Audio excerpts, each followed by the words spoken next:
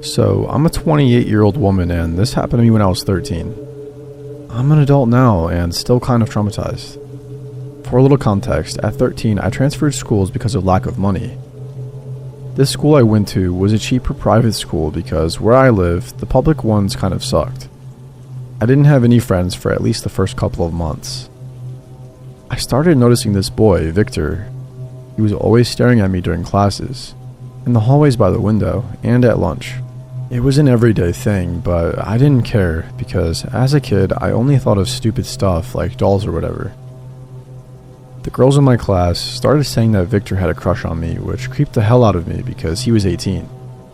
I was creeped out, but still didn't care, as long as he didn't approach me or anything. But things escalated quickly. Victor would follow me home every day.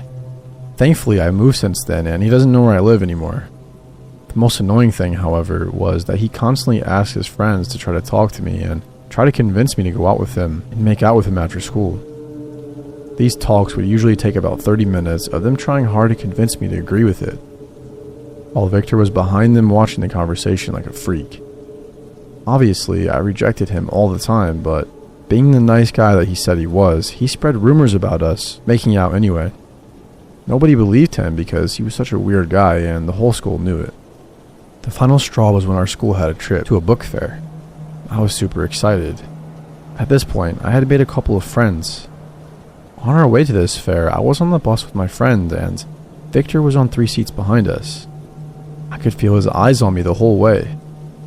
Out of nowhere, he came and asked for my friend's cell phone and she gave it to him. So stupid of her. He returns her cell phone not even 2 minutes later. She checked it and showed me he had taken a bunch of photos of me. I guess this was his way of saying that he already done this at some point. She got pissed and went to go talk to him. When she returned, she said the creepiest thing I've ever heard in my life. She said this with a very scared face. He said to me that when you least expect it, he will push you into a bathroom and hurt you today. The only thing that went through my mind was, what should I do now? I looked at him and he gave me a creepy smile.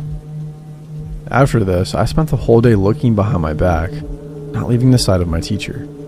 She didn't understand why I didn't want to walk around at the fair. I was in alert mode the whole time, and thankfully nothing happened. When I came home, I cried in my room like a baby. This was at the end of the year, and I switched schools again. I told this to my mom last year, and she was like, yeah, it happens.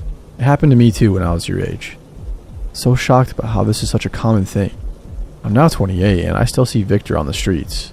He has followed me around a few times. I always walk in circles until I lose him. Sometimes he waits for me outside the stores or restaurants. Think about what would have happened to me at the book fair if I didn't have my teacher next to me the whole time. And I wondered if one day he'll do something or just keep up this creepy behavior.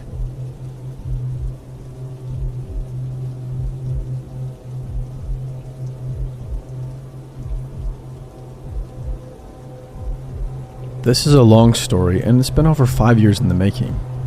I've actually posted this story before, but there are some really good internet sleuths here on Reddit, and they were able to figure out ex-beauty queen's identity and mine too. I don't really care if I give up my identity, but I didn't want it to be on my actual account, so I deleted it a while back. The catalyst for me to repost it today on a throwaway is that it's cathartic. Last week, yet another court date for ex-beauty queen stalker came and went.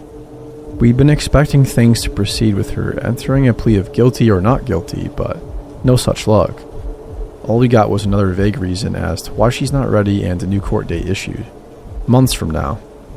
There have been many court dates since she has been arrested.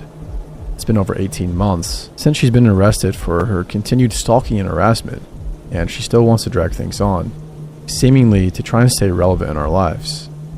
As an aside, the amount of court resources and taxpayers' money that's wasted is actually really astounding.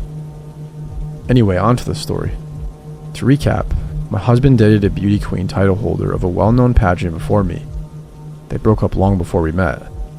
She was a status quo blonde, very tall, knockout in her day in my opinion.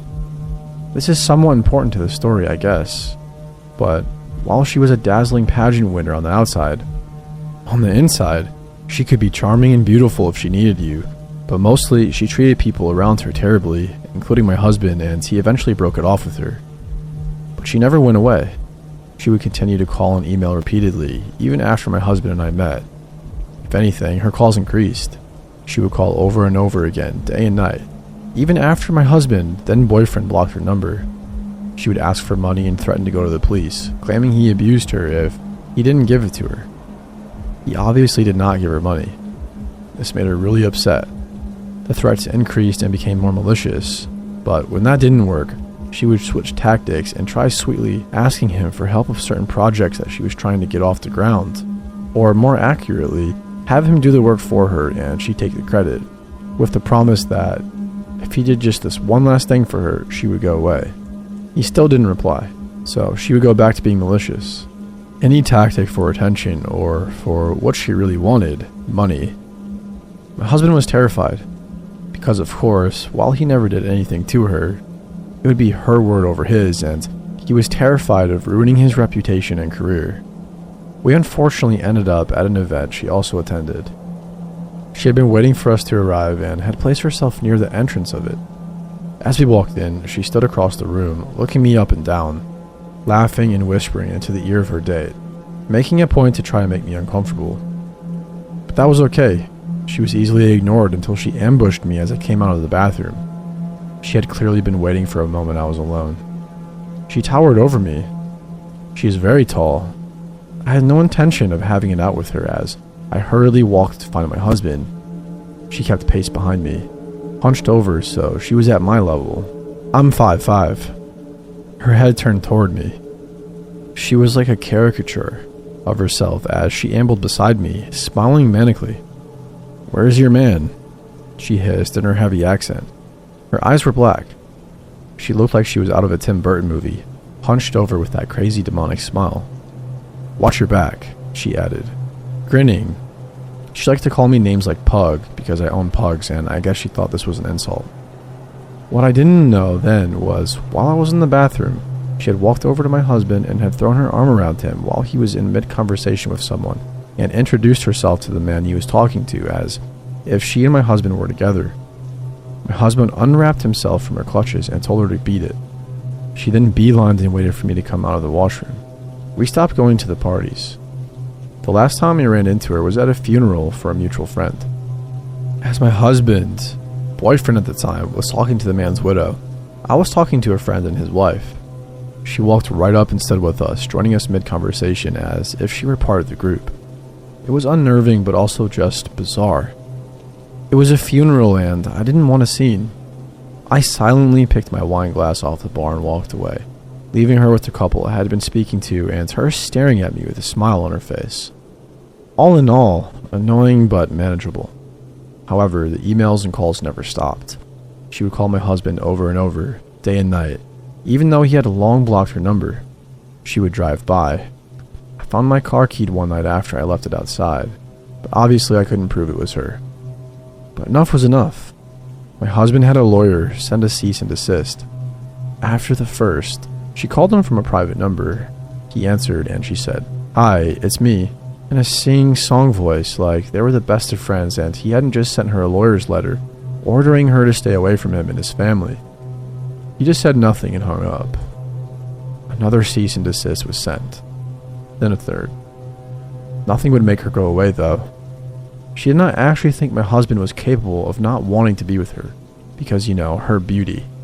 Eventually, she got pissed that he was not giving in, so she decided to take this rage to the internet.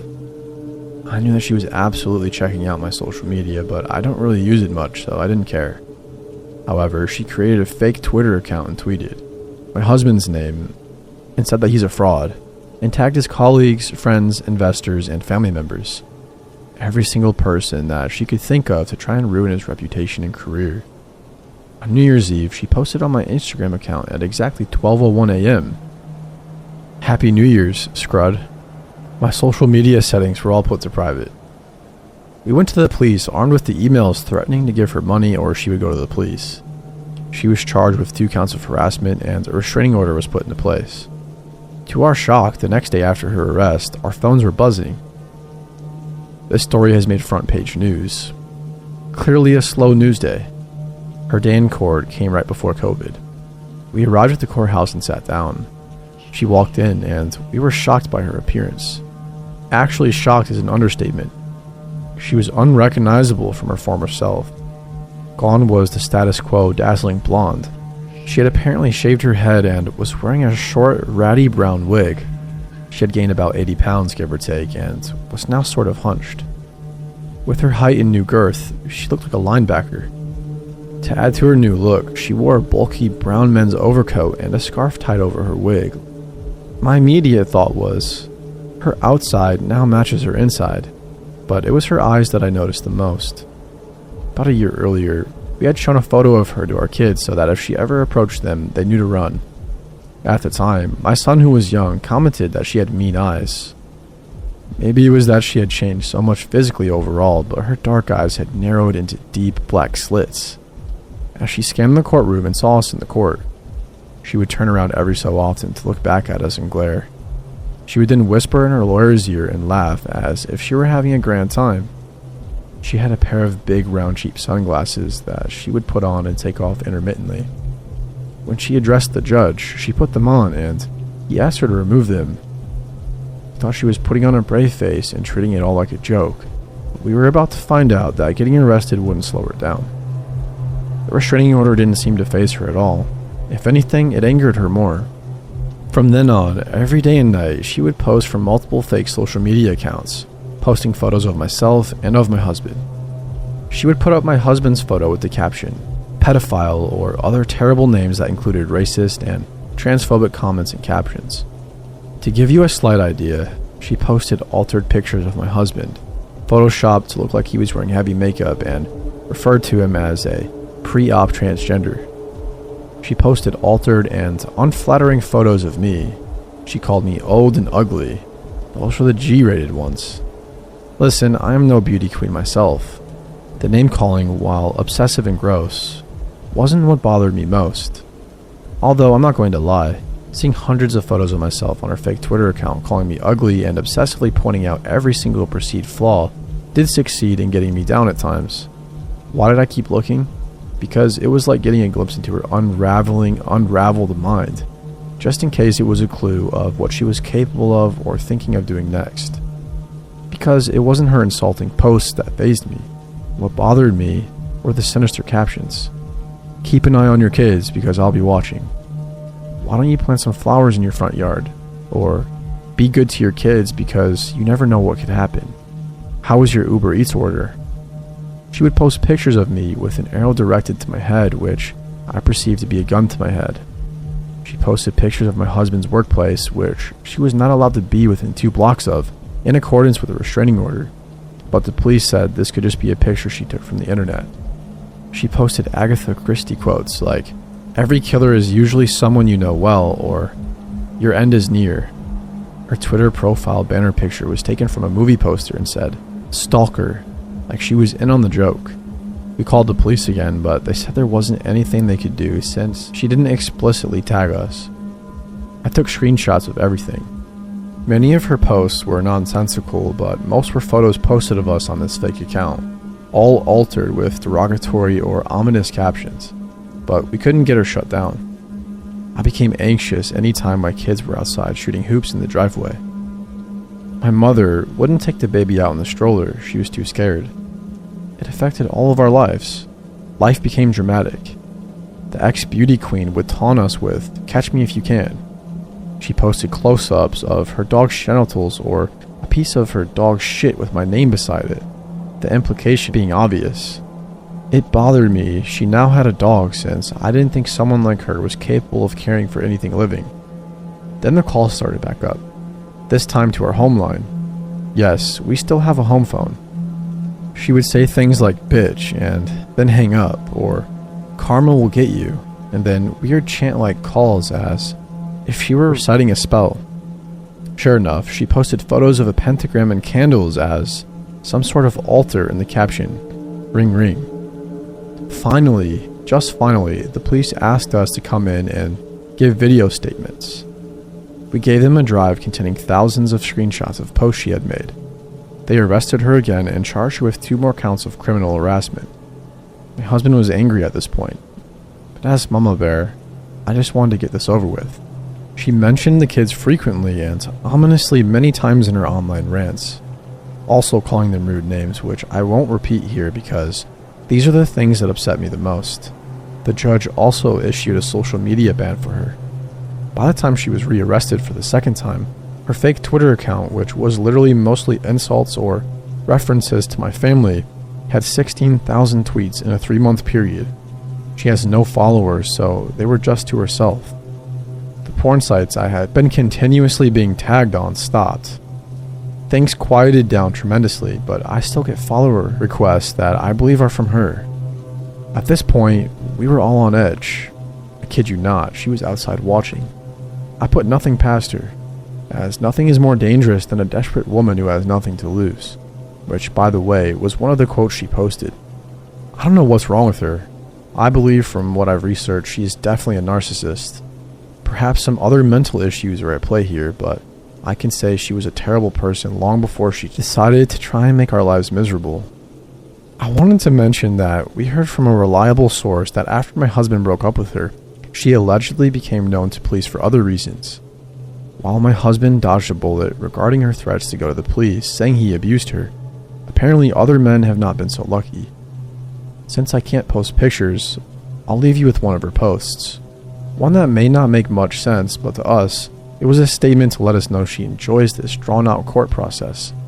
Many of her posts are in her native language, so this is translated. Violent women and the cruelest never answer questions. They like to continue the misunderstanding indefinitely. So I seek to contact people only in order to torment them. My cruelty is my last attachment to the world.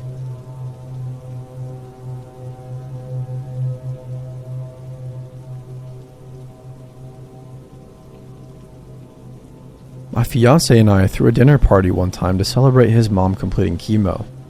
I hired a caterer. We were expecting 25 friends and family, so it was more than the kitchenette of our single-story ranch house could handle. We'd also only just moved in, so we didn't have a lot of cooking staples. The caterer said he'd bring everything 75% done, but he needed to finish off some dishes in our kitchen. I told him that was fine as long as he was finished by 5 o'clock because the kitchen is centrally located and we'd prefer everyone be finished before the guests arrive, due to the intimate nature of the occasion. He said that would be fine. He arrives as scheduled at 12 p.m. We give him until 5, and the guests aren't even arriving until 6, so it's plenty of time. He smelled like actual dog shit, but his accent sounded European, so I thought maybe he just didn't believe in deodorant. It was more than a sweat smell, though.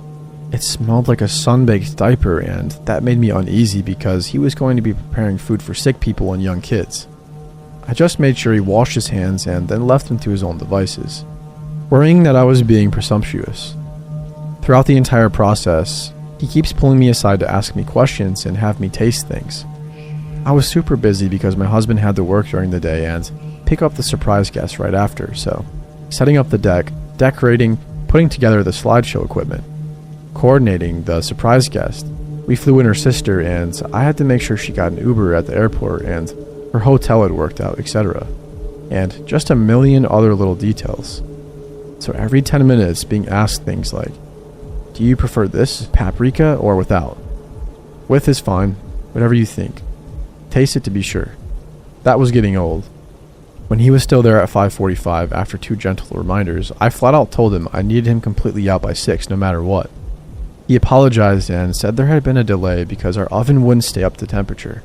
I'd never had a problem with our oven, but I figured he's the professional. Maybe it was a subtle problem. A little before 6 rolls around, a few of our friends start trickling in. I decide to tell him whatever's done is done and whatever isn't, he should just put in the fridge. But he's nowhere to be found. I go out on the deck to ask my friends if they'd seen him, and he's out there. Alcoholic beverage in hand, out of his chef whites, and now in a t-shirt and jeans, mingling with my friends. I walked out just in time for him to introduce himself to my cousin-in-law as a good friend of mine. Nope, too weird for me. I met him in person for the first time barely 6 hours ago. I told him he needed to leave, now. So he goes inside and gets his bag and makes a beeline for my bedroom. I'm taken aback. I say, "Excuse me, where are you going?" And he says, "To change." So first of all, we have a guest bathroom clearly visible. Second, why can't he wear a t-shirt and jeans home? I tell him I'm not comfortable with him going in my room, but he insists that it'll only be a second, and goes in and shuts the door, and locks it. I couldn't even get a word out before he went in, and I felt helpless.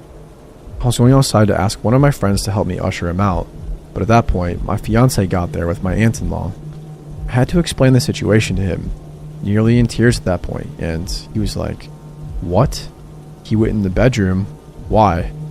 So we pounded on the door, and the caterer came out, still in a t-shirt and jeans, and my fiancé said, "You shouldn't be in there, you need to leave."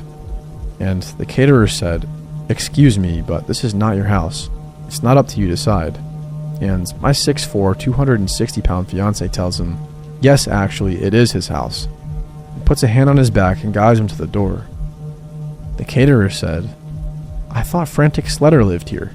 And he says, "Yes, my fiancé lives here with me." And the guy goes nuts. He turns to me and screams, "You lied to me, you bitch."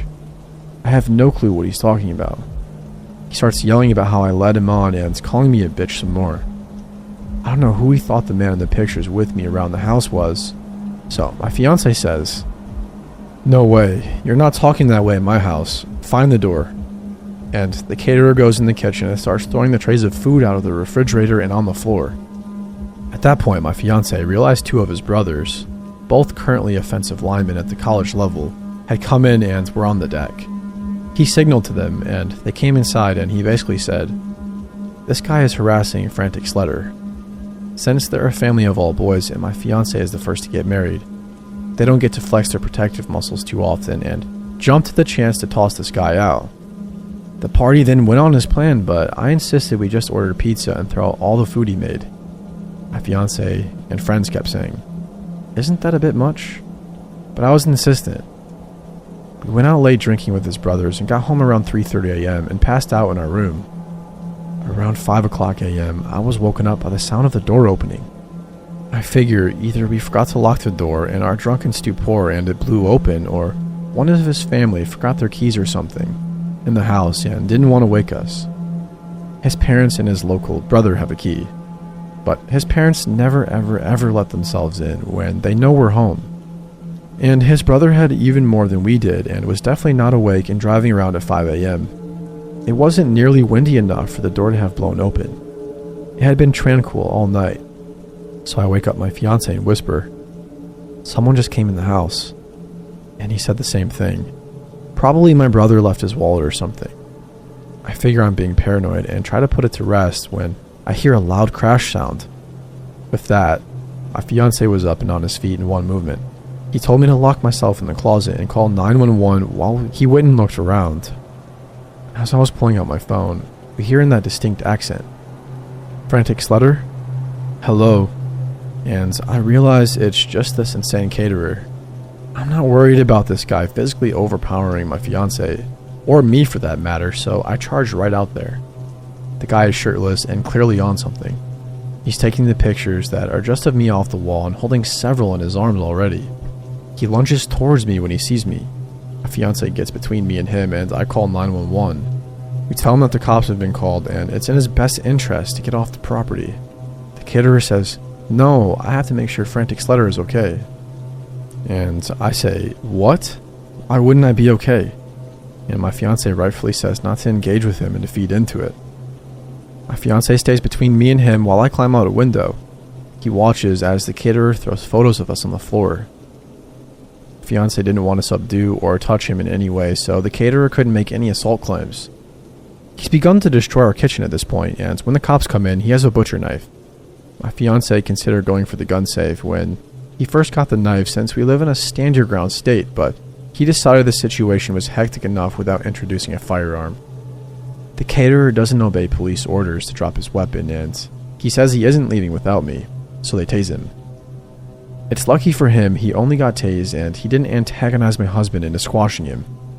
As he's let out in cuffs, he's now shouting how he and I are in love and says I chose a macho thug over a sweet, sensitive artist like him and all women are whores, etc., etc.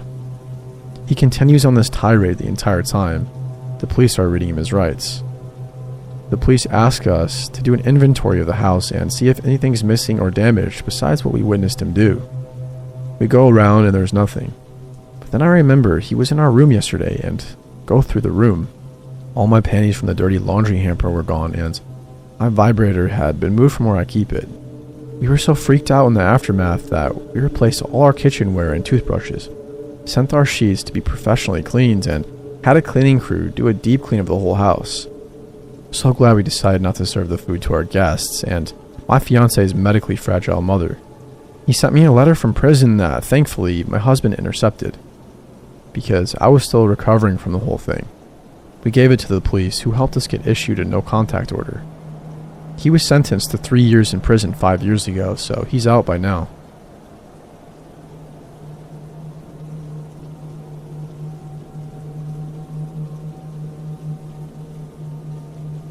When I was about 6 years old, around 2004, my mom started taking my sister and me to Dr. Daniel's pediatric dental office.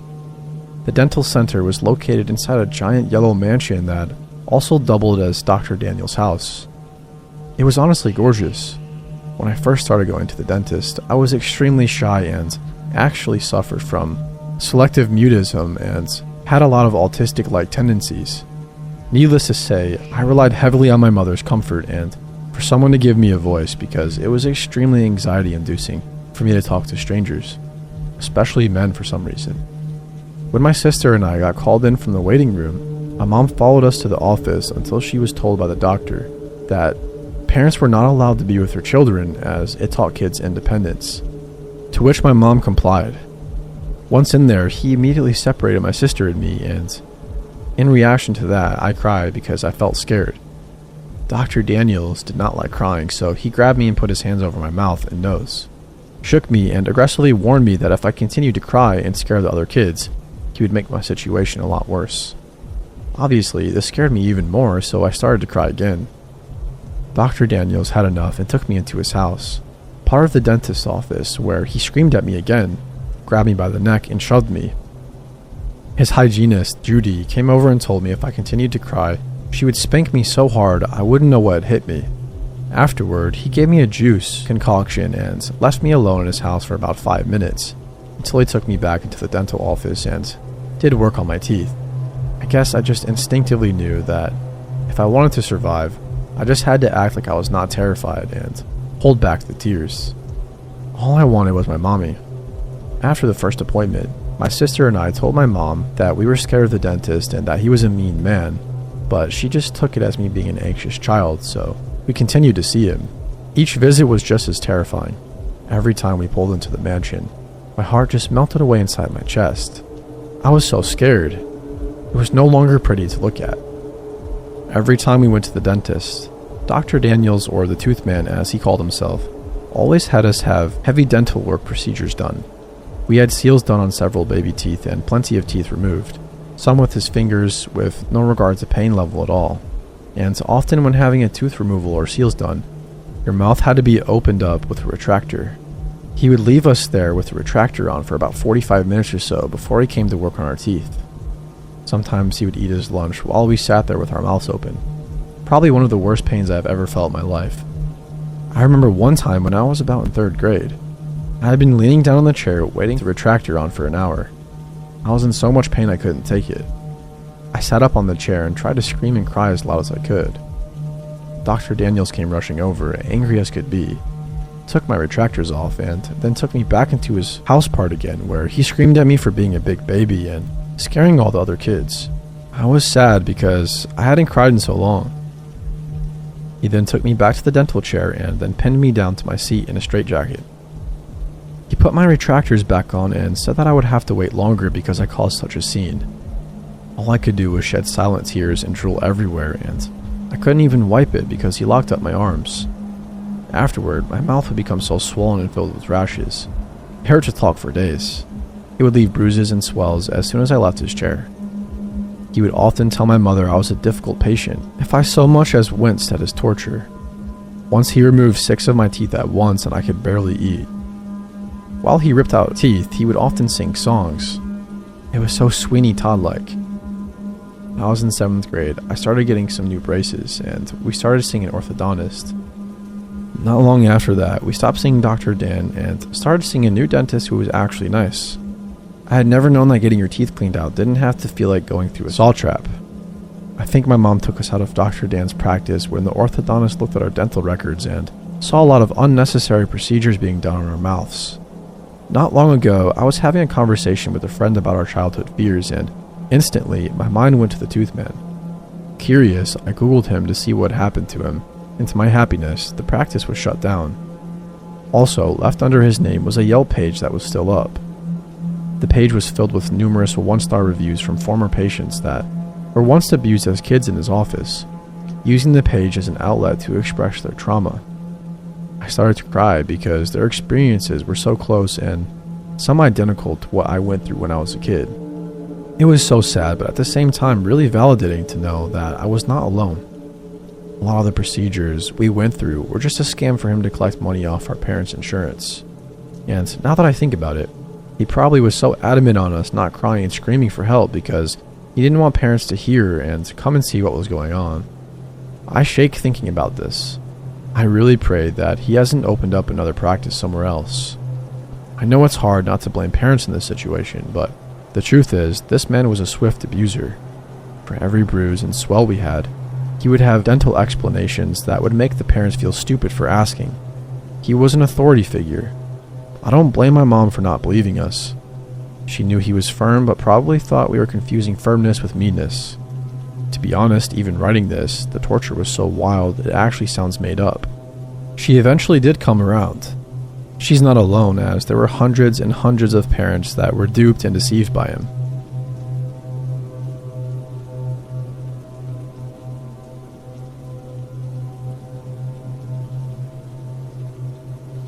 At my old job, 2 of my coworkers and I had to go on a work trip. One of them was a man, and the other was a Muslim woman who wore a hijab. I know, why is that relevant? Just bear with me. Everything went well at first. We just did what we were there to do. The first night I was really tired, so when my coworkers invited me to go to dinner, I turned them down and went back to my hotel room. The next day, my male coworker was acting kind of quiet and insisted I sit in the front of the car instead of the back. Weird, but I didn't think too much of it. After our shift, my female coworker invited us to have some drinks in her room. I thought, why not? Just a couple of beers wouldn't hurt. At first, everything was fine. We drank, talked, and had fun. Then all of a sudden, she started hitting on the male coworker, telling him that he should remove his shirt. Mind you, he's happily married and so is she. I guess he got uncomfortable and told us he was going to bed. Before anyone says I should have said something. Maybe, but both of them are much older than me and this was my first job. I thought they were flirting in some weird way. Since I'm kind of awkward and didn't want her to think I wouldn't hang out alone with her, I stayed. Huge mistake. Up until then, her behavior towards me wasn't all that alarming. She started showing me pictures of her kids and family, but then she pulled up the Instagram page of some model. Not many followers, but obviously a physically attractive guy. She told me they were having an affair and that she would soon be divorcing her husband to run away with this man. Her demeanor completely changed. She had those crazy eyes now. Now, without sounding too mean, let's just say she wasn't exactly physically attractive. So I thought, what the hell? But I didn't say anything. Just kind of nodded along because WTF. Anyways, I figured she was just trying to impress me or something, so no major alarm bells yet. But then she started showing me paparazzi-style pictures of him. Pics that she'd clearly taken without his knowledge. Pictures of where he worked, his friends, his family, and more stalker shit. I felt sick to my stomach. You know that feeling when something is just wrong, like you know you're in danger and need to get out. She had this weird look in her eyes. Then out of nowhere, she took off her hijab and she only had a few strands of hair. Lots of bald spots, like something out of a horror movie, with that crazy look in her eyes. It was too much. I swear, I wish I was making it up. Y'all, my stomach dropped. Every part of me was screaming to run, so I told her I was getting kind of tired and stood up to leave. She just said okay in this weird flat tone. The next day, she acted completely normal. I later talked to the male coworker and asked him why he had seemed so tense after being alone with her. He just said that she made a move on him. Let's just say I won't be ignoring my gut feeling ever again.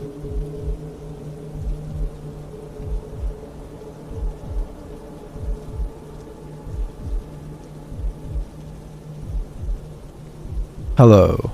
I, 27 female, am married to my husband, 31 male, and we have 2 children. Fake names. Isaac, 8 male from my first marriage, and Tiana, with my now husband, 5 female. I'm very distraught right now because I've been seeing this woman almost everywhere I go. And I have no idea if this is happening by coincidence, and I'm trying to be as calm as I write this. I'm also not great with English, as it's not my initial language.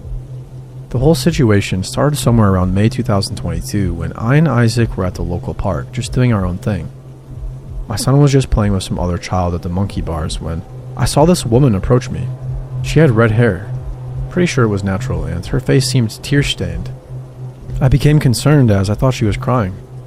I proceeded to ask her what was wrong, and if she was alright, but she kept staring at my son. The more she looked at him, the more she cried. Then all of a sudden, she sprints to him, running and screaming, "Michael!" She kept calling him that, and it freaked me out. I mean, she was running to my kid and calling him a different name. My son and the other child got scared, and I approached them before she did, as I was faster. I then screamed at her to get lost, but she just stood there as I held my son, and she seemed pretty enraged. She then muttered some things, but I could not hear her as she stomped away. The other child's father and I talked for a bit, and he seemed alarmed by what happened. He predicted that she was probably a grieving mother and that my son looked like the child she lost. I was still disturbed and took my son home. Since then, I have been afraid to take any of my children to any public areas, despite my husband's reassurance. Skip to June 2nd, 2022. I get a call from my school stating that a woman, who was a new volunteer for lunch duty, kept mentioning that my son was her Mikey Bear and that she had been looking for him for years. They told me that another volunteer who had been working with her reported this. I was scared as hell, and I acted immediately by signing my kids out for the day. When I called the school the next day, I was informed she was no longer there, so I became pretty freaked out. Skip to last week, July 13th, 2022. It was Tiana's 5th birthday, and we decided to host it at a park in my in-laws' hometown. Everything went well, although I was paranoid. It was then somewhere around 9 p.m. when we began tidying up, and as I looked at many oak trees behind, I could have sworn I saw her. I screamed at the top of my lungs and started chasing after her, but she somehow got away. Ever since then, I have not seen her, but I feel like this is not the end of it.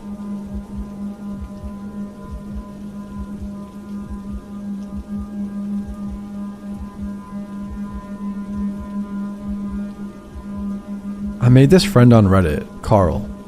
I suppose it's risky posting this because Carl could still be on here, but I actually don't care.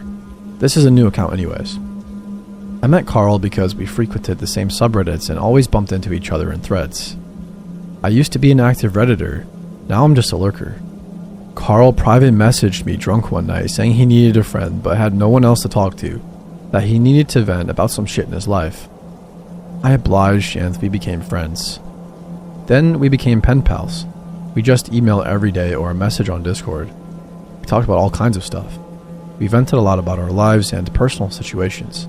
As far as I knew, Carl was a couple of years older than me, originally from Russia but living in Colorado, and had a child and a girlfriend. He posted pictures of himself on various subreddits and also on the genealogy subreddit with his DNA results. This is important later. Carl started getting mad if I didn't reply quickly enough and acting weird. Other than that, things were fine. He loved drama and loved talking shit about people, so we would do that a lot. I also noticed he was extremely paranoid about many things, but I didn't take it too seriously. I made a subreddit based on 2007 Live Journal where we basically shit posted and we'd post stories every day.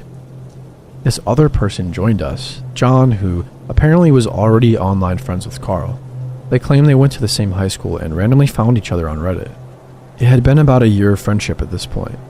I noticed that some of Carl's stories weren't adding up, and neither were John's. Something seemed a little off, but I didn't know what. We continued being friends. I got very close to Carl and John. However, I lied a little bit to them. I didn't give my real name. I said I live in Wyoming even though I don't. I looked up information about a city in Wyoming to claim that I lived there. Other than that, everything I told them was true. I was just concerned about privacy. For some reason, I didn't want them to know exact names and details.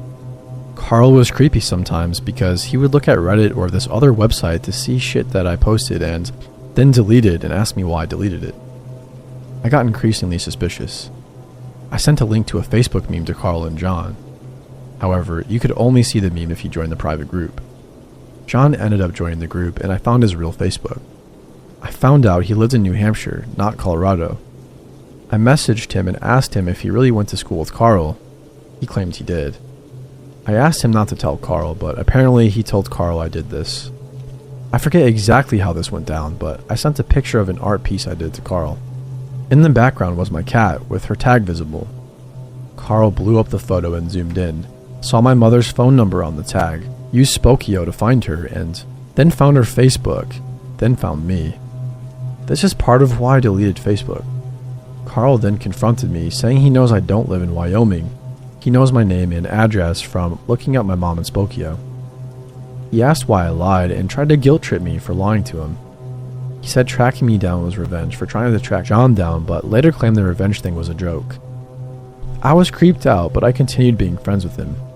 I tried asking if he wanted to Skype or talk on the phone since it had been so long and we'd never tried that. He made up excuses as to why he couldn't. One night he eventually broke down and said, "I have something to tell you." It took days of prying to get him to actually tell me. He finally told me that his name is not Carl. He's not from Colorado. He has a kid, but she's older than 3, like he said before. That the pictures were not of him, that most details about his life were fake. Most importantly, he's not even Russian, so the DNA test posts were fabricated. I'm not even sure whose they were in that case. And John, he didn't go to Carl's school. He and Carl met on Reddit, and they never knew each other in real life. For whatever reason, John lied to me for Carl. John also helped Carl blow up my photo in order to track me down. John's real name was John, and that was indeed his real Facebook I found, but Carl would not budge. He would not admit to who he really was. Carl started joking that he knew everything about me, but I knew nothing about him, that he was going to message my girlfriend or mother and tell them some lies about me. Immature jokes, not serious blackmail. I eventually ghosted him, and as far as I know, he never messaged any of my family or girlfriend. He never shipped anything to my house. We just never spoke again. Creepy encounter because I just think it's creepy as hell that some stranger out there knows all about me, but I know nothing about them. I'll never know who Carl really was. His original Reddit account has been inactive for a year.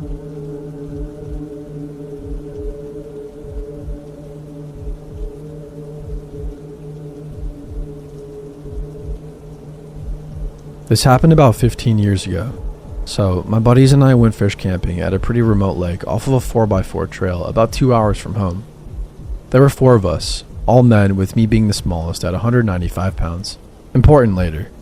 The camping spot has great fishing as it has a nice deep spot with lots of trout right next to it, but the campground itself is rough. It is on the side of a steep hill with barely enough room for tents and a small fire ring. It is accessible by a rough, steep, winding 100-yard trail from where you park your 4x4 above the camp. We had a great day drinking beers and catching our limits of nice-sized trout. After it got dark, we made a small fire and just bullshitted the night away. It was a great time. Suddenly, there was somebody shining a blinding light in our eyes from about 10 to 20 yards away. We didn't hear this person approach at all. The person announced himself as the sheriff. One of my friends asked, "Are you our county's named sheriff?" The stranger didn't respond to the question. Instead, he shined a light into each of our faces. Then said, "Have a good night," and then walked off. We sat there dumbfounded, asking each other, what the hell was that about? After a minute or two, curiosity eventually got the better of me, so I lit up this person with my stupidly powerful flashlight. He was about 50 to 60 yards away at this point, right before a crest and bend of the trail, right before he was out of sight. We all saw it. It was just some dude in a flannel shirt and jeans, I said. "That's not a sheriff." He must have heard me, as you could see him start moving quickly for a second before he was out of sight. A few moments later, we heard an engine start, and that was that. Strange we didn't hear the vehicle earlier, but I attribute that to being drunk and loud. Now, what makes this kind of scary is, what if it wasn't 4 big dudes he approached? What if it was a single person or a couple? What would he intend to do? Should we have chased after this person? Debatable. Should we have reported this to the actual sheriff's department? Absolutely, but sadly we never did.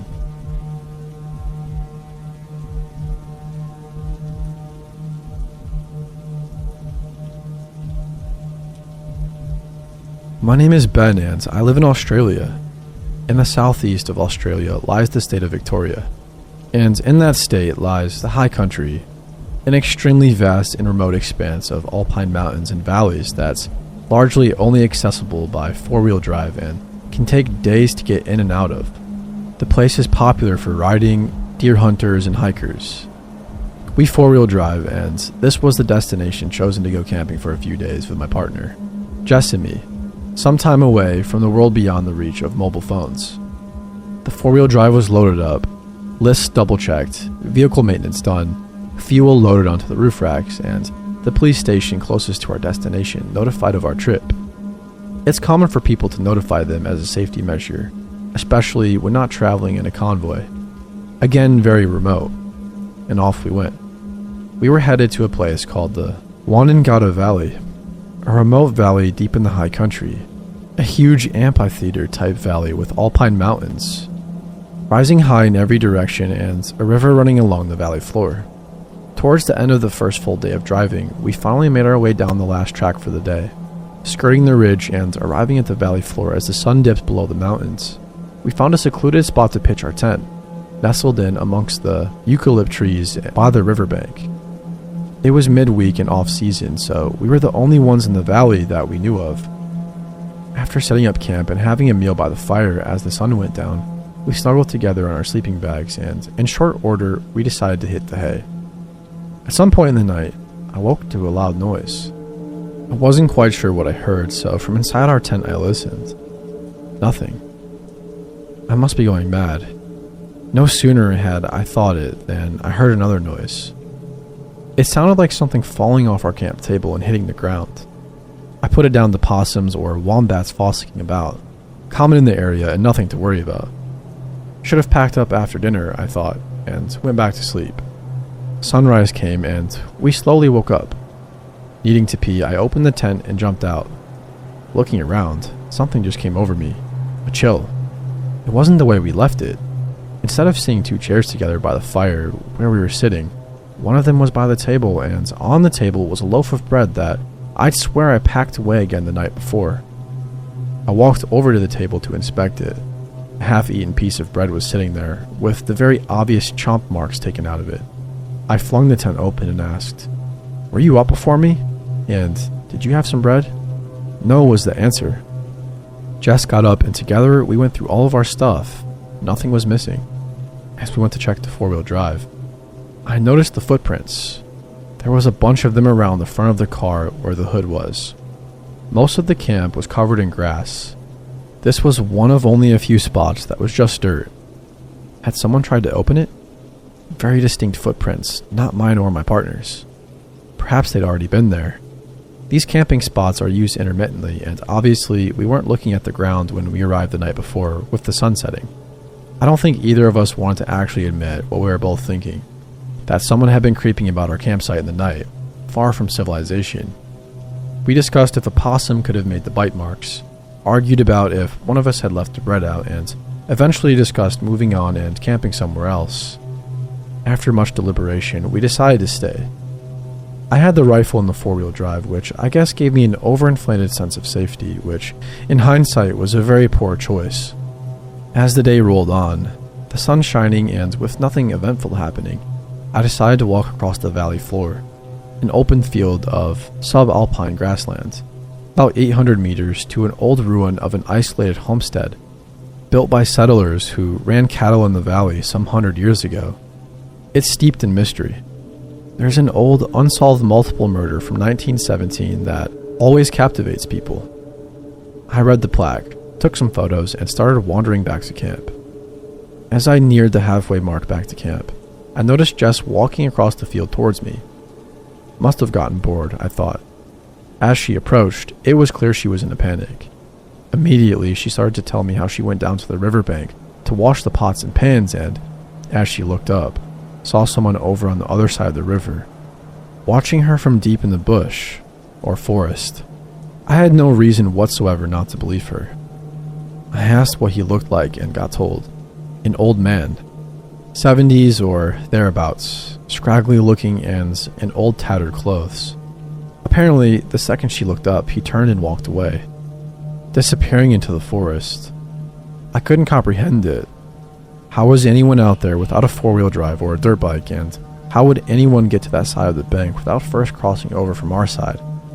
There are days worth of damn near impossible to walk through bush on the other side just to get to where my partner saw him. We decided to jump in the four-wheel drive and drive along the length of the valley, checking the dozen or so riverside camping spots as we went. I wanted to spot a camp, have my partner ID the guy, and make sure he wasn't creepy, with our theory being that he may have been a hunter off in the bush after a deer. After making our way up and down the valley and not seeing anything, we drove back to camp at a loss to explain anything. As the sun started to set, and with my partner and I quite shaken, I grabbed the rifle and sat it next to us as we cooked dinner and chatted, having a few drinks to settle the nerves. Had we been spooked? Was it just that there's a lot of mystery surrounding the valley and the Homestead murders? We talked a bit and settled into a good foot warming in front of the fire. At some point, Jess needed to go to the toilet. I was asked to come with her to the spot behind a tree where we placed the portable toilet, about 50 meters from camp. Considering everything that had gone on, it was a no-brainer. Jess did her business, and we turned around and came around the side of the tree, and that's when we saw him. Standing at our camp, about a meter from the rifle I had sitting against the table, was a man. Old, check. Scraggly looking, check. Tattered old clothes, check. Jess squeezed my arm so hard I thought it was going to come off. Everything about her body language screamed, this is the same man. As we got closer, I could make out more odd things about him.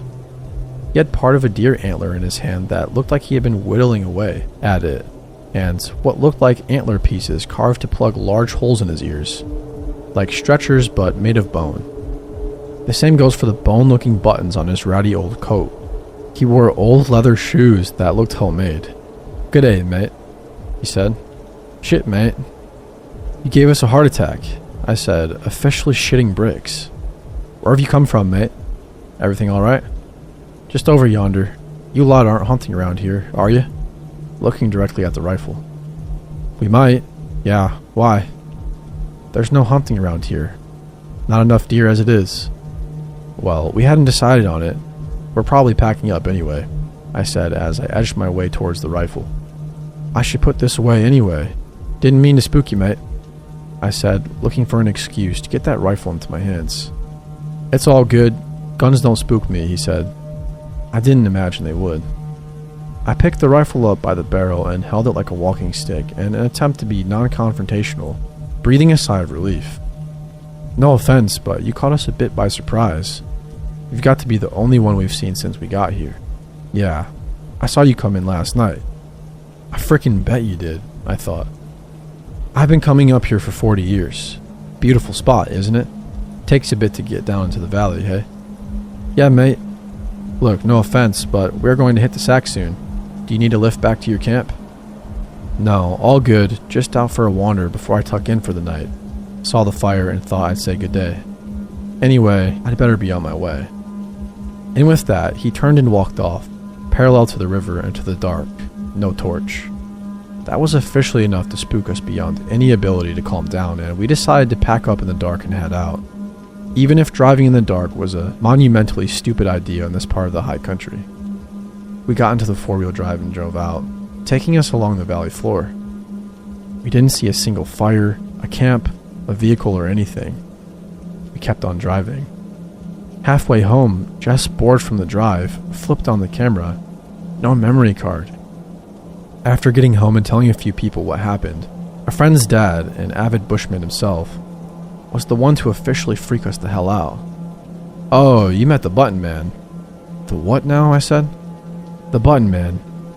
He's an old bushman who goes out into the high country for months at a time, hunts with a spear, appears out of nowhere, scares people, and has buttons made out of bone.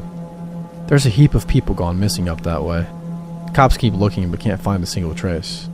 Campers, hikers. One camp was found burnt to the ground and a car left abandoned. They can't find any evidence at all. A quick Google search confirmed it.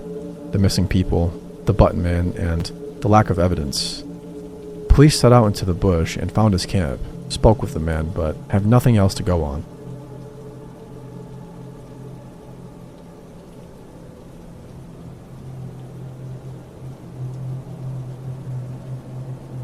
I, 20 female, recently moved into a new apartment with my boyfriend, who works away for long periods of time.